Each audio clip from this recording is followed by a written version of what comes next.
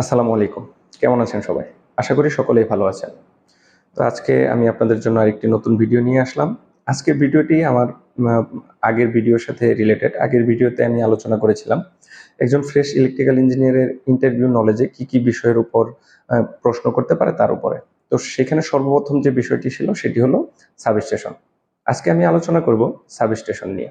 তো চলুন কথা না বাড়িয়ে ভিডিওটি শুরু করি। ভিডিও শুরু করার আগে আপনাদের বলে রাখি, আজকের ভিডিওটি একটু দীর্ঘ হতে পারে, কারণ ভিডিও শেষে আমি সরাসরি আপনাদের একটি সাবস্টেশন দেখাবো এবং সাবস্টেশনকে নিয়ে আলোচনা করব। তো ভিডিও শুরুর আগে আপনাদের কাছে অনুরোধ করব, আমার ভিডিওটি না টেনে পুরো ভিডিওটি দেখুন, আপনাদের কাজে লাগবে এবং কিছু না কিছু জ্ঞান আপনারা অর্জন করতে পারবেন। তো চলুন শুরু করি। শুরু করার আগে আপনাদের কাছে অনুরোধ করব, আমার চ্যানেলটি সাবস্ক্রাইব করুন এবং বেল আইকনটি ক্লিক করে পাশে থাকুন। সাবস্টেশন ইলেকট্রিক্যাল সিস্টেমের খুবই গুরুত্বপূর্ণ একটি অংশ হলো সাবস্টেশন। সাবস্টেশন ছাড়া ইলেকট্রিক্যাল সিস্টেমকে কল্পনা করা যায় না। আজকে আমি এই জন্যই সাবস্টেশন নিয়ে আলোচনা করব। তো চলুন শুরুতেই জেনে নিয়ে যাই, কয় ধরনের সাবস্টেশন আমরা সচরাচর দেখে থাকি। আসলে বাংলাদেশের প্রেক্ষাপটে আমরা সচরাচর 3 ধরনের সাবস্টেশন দেখে থাকি।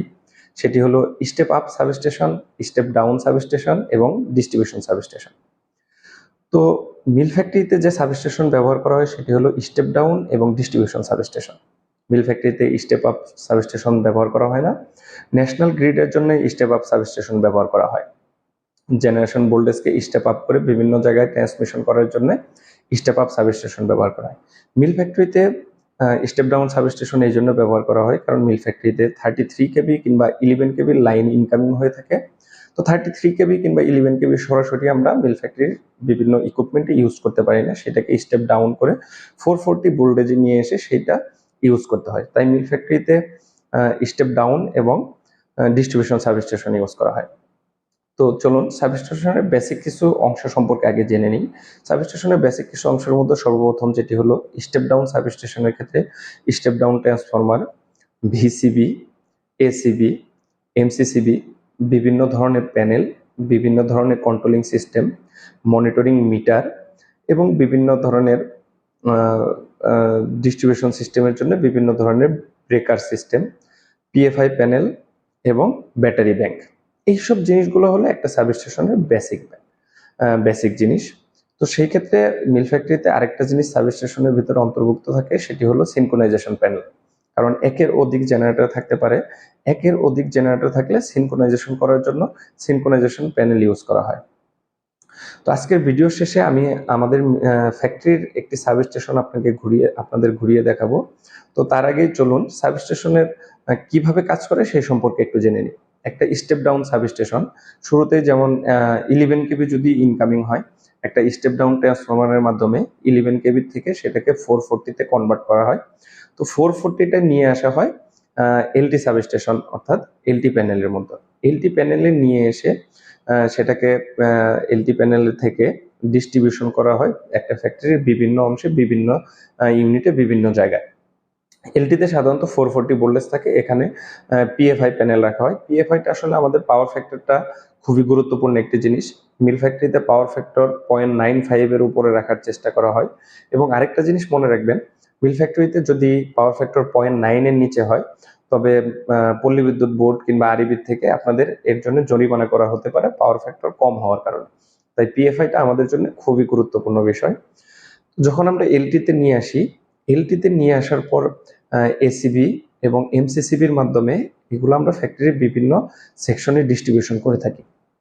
এই ব্রেকার সিস্টেমগুলো ইউজ করা হয় কারণ একটা ফ্যাক্টরির সকল ধরনের ইলেকট্রিক্যাল ডিস্ট্রিবিউশন সিস্টেম একটা সাবস্টেশন থেকে যায় এবং কোনো ধরনের দুর্ঘটনা হোক, কোনো ধরনের কন্ট্রোলিং হোক, আপনার কোনো সেকশনে কাজ করার প্রয়োজন হলে সাবস্টেশন থেকে আপনি ওই অংশের ব্রেকারটি বন্ধ করে দিয়ে ওই অংশে সুন্দরভাবে কাজ করতে পারেন। সাবস্টেশনে আপনি মিটার দেখতে পাবেন, মিটার সবসময় ভোল্টেজ শো করে এবং সাবস্টেশনে দেখেন আপনার যদি কোনো কারণে ফেজ ফেলোর হয়ে থাকে অটোমেটিক আপনার সাবস্টেশনটা টিপ করে যাবে, কারণ এখানে ফেজ ফেলোর সেফটির যে ইস্যুগুলো সেটা মেনটেন করা হয় এবং ফেজ ভোল্টেজের ইস্যুগুলো মেনটেন করা হয়। তাই একটা সাবস্টেশন মিল ফ্যাক্টরি যে সাবস্টেশনগুলো হয়ে থাকে খুব বড় হয়ে থাকে না, হয়তো 4 MVA 5 MVA কিংবা ম্যাক্সিমাম 10 MVA পর্যন্ত হতে পারে।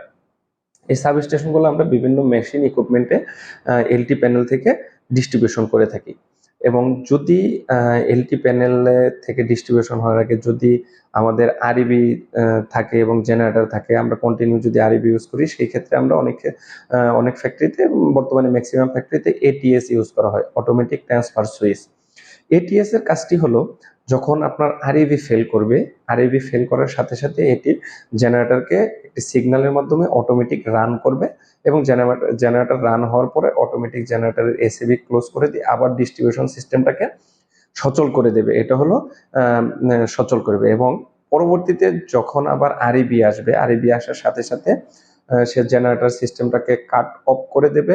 কাট অফ করে দিয়ে সেই জেনারেটর সিস্টেমটাকে বন্ধ করে দেবে, বন্ধ করে দিয়ে আরইবির সিস্টেমটাকে পুনরায় অটোমেটিক চালু করে দেবে। এটাই হলো এটিএস এর কাজ। এটিএসটা খুব ভালোভাবে কাজ করে অটোমেটিক হওয়ার কারণে আপনার ম্যানুয়ালি জেনারেটর চালাতে হবে না, আরইবি আসলে ম্যানুয়ালি আপনার ব্রেকার অন করতে হবে না। তাই এটিএস এখন ম্যাক্সিমাম ফ্যাক্টরিতে ইউজ করা হয়। এটিএসটি খুবই গুরুত্বপূর্ণ। তো আজকের ভিডিওতে আমি আমাদের ফ্যাক্টরির যে সাবস্টেশনটি আছে, সেই সাবস্টেশনটি আপনাদের ঘুরিয়ে দেখাবো। আমাদের ফ্যাক্টরিতে আসলে 33 কেবি ইনকামিং হওয়ার কারণে আমাদের ফ্যাক্টরিতে দুইটা স্টেপ ডাউন ট্রান্সফরমার ইউজ করা হয়েছে। একটা হলো 33 কেবির থেকে 11 কেবি এবং আরেকটা হলো 11 কেবির থেকে 440। তো আমাদের আসলে দুইটি সাবস্টেশন, একটা হলো এইচটি, একটা হলো এলটি। এইচটি সাবস্টেশনের বিভিন্ন অংশ রয়েছে। এইচটি সাবস্টেশন গুরুত্বপূর্ণ অংশ VCB, battery bank, controlling system, এগুলো ব্যবহার করা হয়ে থাকে। এবং বর্তমানে সাবস্টেশনে যেসব ধরনের ট্রান্সফরমার ইউজ করা হয় সেগুলো অটো ট্যাপ চেঞ্জিং সিস্টেম থাকে, অর্থাৎ ট্রান্সফরমারের যদি ইনকামিং এ বোল্ডেজ আপ ডাউন হয়ে থাকে, সে ট্যাপ চেঞ্জার অটো করে নেয় এবং আউটপুটের ভোল্টেজটাকে সে সবসময় স্টেবল রাখার চেষ্টা করে। এটা হলো অটো ট্যাপ চেঞ্জিং ট্রান্সফরমারের সিস্টেম। তো আমরা আসলে সাবস্টেশনের বিভিন্ন অংশ সম্পর্কে জেনে গেলাম। আমি আজকে আমাদের সাবস্টেশনটা আপনাদের ঘুরিয়ে দেখাবো, আশা করি আমার সাথেই থাকবেন। তো চলুন আপনাদের নিয়ে যাই আমাদের সাবস্টেশনের বিভিন্ন অংশ ঘুরিয়ে দেখানোর জন্য। আপনারা সাথে থাকুন এবং আমার চ্যানেলটি সাবস্ক্রাইব করে রাখুন। আমরা এখন আছি আমাদের আউটডোর ট্রান্সফরমার ইউনিটে। এখন যে ট্রান্সফরমারটি দেখতেছেন, এই ট্রান্সফরমারটি হলো 33 KV by 11 KV outdoor type transformer. আমাদের দুইটি ট্রান্সফরমারই আউটডোর টাইপ এবং অয়েল কোল্ড ট্রান্সফরমার।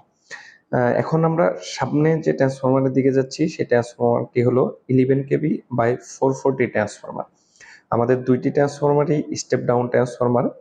প্রথম ট্রান্সফরমারটি থেকে 33 কেবি থেকে 11 কেবি হয়েছে এবং 11 কেবি হয়ে আমাদের এই ট্রান্সফরমার, এখন যে ট্রান্সফরমারটি দেখতে পাচ্ছেন, এর ইনপুটে এসেছে। 11 কেবি থেকে 440 হয়ে আমাদের এলটি সাবস্টেশনে গিয়েছে। এখান থেকে কিছু কন্ট্রোলিং এবং এইচটি পাওয়ার, 11 কেবি পাওয়ার গুলো আমাদের এইচটি সাবস্টেশনেও গিয়েছে। একটু পর আমি নিয়ে যাব আমাদের এইচটি সাবস্টেশনে। তো চলুন এখন আমরা চলে যাই আমাদের এইচটি সাবস্টেশনে। এখন আমি চলে এসেছি আমাদের এইচটি সাবস্টেশনে। এখন যে প্যানেলগুলো দেখতে পাচ্ছেন, এখানে বিভিন্ন ধরনের কন্ট্রোলিং আছে এবং বিভিন্ন অ্যালার্ম ইন্ডিকেটর ডিসপ্লে আছে। এখান থেকে 33 কেবির ভিসিবিকে কন্ট্রোল করা হয় এবং এখানে ভোল্টেজ ইন্ডিকেটর, ভোল্টেজ মিটার এবং বিভিন্ন অ্যালার্ম সেকশন, এবং এখানে দেখুন দুইটা ডিসপ্লে দেখতে পাচ্ছেন। আমাদের ট্রান্সফরমার যেহেতু অটো ট্যাপ চেঞ্জার, তাই এই দুইটা ডিসপ্লেতে ট্রান্সফরমারের ট্যাপ কোন অবস্থানে আছে সেটা শো করে এবং ভোল্টেজ ঠিক আছে কিনা, ট্রান্সফরমার আউটপুট ভোল্টেজটাও এখান থেকে শো করে। এখন যে অংশটি দেখতে পাচ্ছেন, এই প্যানেলটা সম্পূর্ণ 11 কেবির কন্ট্রোলিং প্যানেল। এখানে 11 কেবির ভিসিবি আছে এবং 11 কেবির মিটারিং ইউনিট, অর্থাৎ 11 কেবির ভোল্টেজ আছে। এখানে 11 কেবির অ্যালার্ম সিস্টেম, 11 কেবিতে কোনো প্রবলেম হলে এখান থেকে অ্যালার্ম ইন্ডিকেটরের মাধ্যমে আমরা দেখতে পারি কি কারণে প্রবলেম হচ্ছে। 11 কেবি ট্রান্সফরমারকে অন অফ করার প্রয়োজন হলে এখান থেকে ভিসিবিকে কন্ট্রোল করে, এই দেখুন এই ভিসিবিটা অন অফ করে আমরা 11 কেবিকে কন্ট্রোল করতে পারি। 11 কেবি অন অফ করে আমরা সব ধরনের মেইনটেনেন্স কাজ করতে পারি। আমাদের পরবর্তী অংশে আমরা দেখব ব্যাটারি ব্যাংক। আপনাদের প্রশ্ন জাগতে পারে, সাবস্টেশনে ব্যাটারি ব্যাংকের কাজ কি, এতগুলো ব্যাটারি দিয়ে কি করা হয়? সাবস্টেশনে যখন লোডশেডিং হয়, তো অক্সিলারি পাওয়ারটাকে অন রাখার জন্য এই ব্যাটারি ব্যাংকের মাধ্যমে অক্সিলারি পাওয়ার এবং কন্ট্রোলিং পাওয়ার অন রাখা হয়। তাই ব্যাটারি ব্যাংকটি সাবস্টেশনের জন্য খুবই গুরুত্বপূর্ণ। এখন আমরা চলে এসেছি আমাদের সাবস্টেশনের এলটি অংশে। এটাকে অনেকে এলটি সাবস্টেশন, এলটি প্যানেল এবং ডিস্ট্রিবিউশন প্যানেল যে নামেই বলুক সমস্যা নেই, আসলে এইখান থেকে ফুল ফ্যাক্টরি ডিস্ট্রিবিউশন সিস্টেমটা কন্ট্রোলিং হয়ে থাকে এবং ইলেকট্রিক্যাল ফুল সিস্টেমের ডিস্ট্রিবিউশন এখান থেকে হয়েছে। আপনারা যত প্যানেলগুলো দেখতে পাচ্ছেন এখন সবই এলটি প্যানেল এবং এলটি সাবস্টেশনের অংশ। এটি হলো ডিস্ট্রিবিউশন সাবস্টেশন আমরা যেটাকে বললাম। তো সেই ডিস্ট্রিবিউশন সাবস্টেশনটি হলো এটা। এখন যে প্যানেলটি দেখতে পাচ্ছেন এটি হলো আমাদের সিনক্রোনাইজেশন প্যানেল। যেহেতু আমাদের দুইটি জেনারেটর, তাই আমাদের দুইটি জেনারেটরকে একসাথে চালানোর জন্য সিনক্রোনাইজেশন করা হয়েছে। এখানে ডিসপ্লে দেখতে পাচ্ছেন, জেনারেটর যখন চলে তার ভোল্টেজ, কারেন্ট, অ্যাম্পিয়ার এখানে সব দেখতে পারি। তো এই সিনক্রোনাইজেশন প্যানেলের মাধ্যমে দুইটি জেনারেটরকে সিনক্রোনাইজেশন করা হয়েছে। এখানে ফেস ইন্ডিকেটর, অ্যালার্ম সিস্টেম সহ অনেক কিছুই আমরা এই ডিসপ্লেতে দেখতে পারি। এবং এর নিচে দেখুন, এখন যে অংশটি আপনারা দেখতে পাবেন এটি হলো এসিবি। জেনারেটরের অল্টারনেটর থেকে এই এসিবিতে এসেছে এবং এটি আরেকটি, দুইটি জেনারেটরের দুইটি এসিবি এখানে। এখন যে প্যানেলটি দেখতেছেন এটি হলো এটিএস প্যানেল। আমাদের দুইটি এটিএস প্যানেল আছে এখানে। এই এটিএস প্যানেলটি নিয়ে আমি আলোচনা করেছিলাম। আমাদের জেনারেটর এবং আরএবির সাথে অটোমেটিক ট্রান্সফার সুইচ করা হয়েছে এটিএস প্যানেলের মাধ্যমে। আরএবি ফেল হলে জেনারেটর অটো রান হয় এটিএস এর মাধ্যমে এবং আবার আরএবি আসলে জেনারেটর বন্ধ হয়ে যায় এই এটিএস এর মাধ্যমে। এটিএসটি আসলে খুবই আধুনিক যুগের জন্য খুবই গুরুত্বপূর্ণ অংশ। এটিএসটি আসলে ম্যানুয়াল, এটিএস থাকলে আসলে ম্যানুয়াল কোনো কিছুই করতে হয় না, সবই অটোমেটিক রান হয়ে যায় এবং অন অফ হয়ে যায়। এখানেও আরএবির এটা হলো এসিবি, এটা আরেকটি এসিবি, এটা আরেকটি এসিবি। আমাদের অনেকগুলো এসিবি আছে, যেহেতু আমাদের বিবিটি গুলা, বিবিটি রাইজার 2000 এম্পিয়ারের এসিবির মাধ্যমে এখান থেকে গিয়েছে এবং ফ্লোরের বিভিন্ন লোডও আমরা এসিবির মাধ্যমে গিয়েছি, যেহেতু আমাদের কিছু কিছু লোড বেশি। আপনারা এসিবি দেখতে পাচ্ছেন, এলটি প্যানেলের এসিবি। এই এসিবির মাধ্যমে আমরা বিভিন্ন জায়গায় ডিস্ট্রিবিউশন করেছি, সেখান থেকে ডিবির মাধ্যমে ফ্লোরে ডিস্ট্রিবিউশন হয়েছে। তো চলুন আপনাদের যে অংশগুলো দেখলেন, আমি আস্তে আস্তে আমাদের প্যানেলগুলো আপনাদের খুলে দেখাবো। প্যানেলের ভেতরে ডিস্ট্রিবিউশনের জন্য কি কি সার্কিট ব্রেকার ইউজ করা হয়েছে। এখন যে প্যানেলটি দেখতে পাচ্ছেন এখানে সবই আসলে এমসিবি, এখান থেকে অল্প কিছু লোড ইউজ করা হয়েছে, যার কারণে এমসিবির মাধ্যমে কন্ট্রোল করা হয়। এই এমসিবি গুলো থেকে ছোট ছোট অল্প অল্প কিছু লোড গিয়েছে বিভিন্ন জায়গায়। এখন দেখুন আমাদের এমসিসিবির মাধ্যমে যেসব লোড গিয়েছে সেগুলো একটু বেশি লোড, যার কারণে এগুলো এমসিসিবির মাধ্যমে কন্ট্রোল করা হয়েছে। এই এমসিসিবির মাধ্যমে বিভিন্ন জায়গায় লোড কানেক্ট হয়েছে। এখন যে প্যানেলগুলো দেখতে পাচ্ছেন এগুলো সবই ডিস্ট্রিবিউশন সিস্টেমের প্যানেল, সবইতে আসলে এমসিসিবি আছে। দেখুন এটা হলো আমাদের পিএফআই প্যানেল। আমাদের পিএফআই প্যানেলটি হলো 3000 কিলোওয়াট সাবস্টেশনের জন্য যে পরিমাপ প্যানেল দরকার সেইটাই আমাদের পিএফআই প্যানেল। দেখুন আমাদের পিএফআই রেটিং বর্তমানে আছে 99।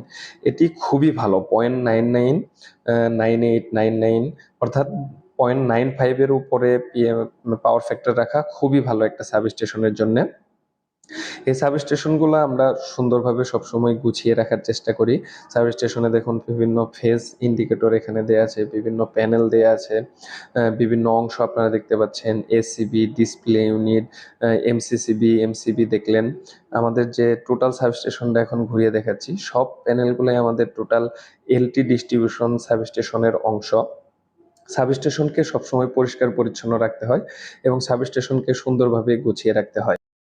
এতক্ষণ সরাসরি সাবস্টেশনের বিভিন্ন অংশ আপনাদের দেখালাম।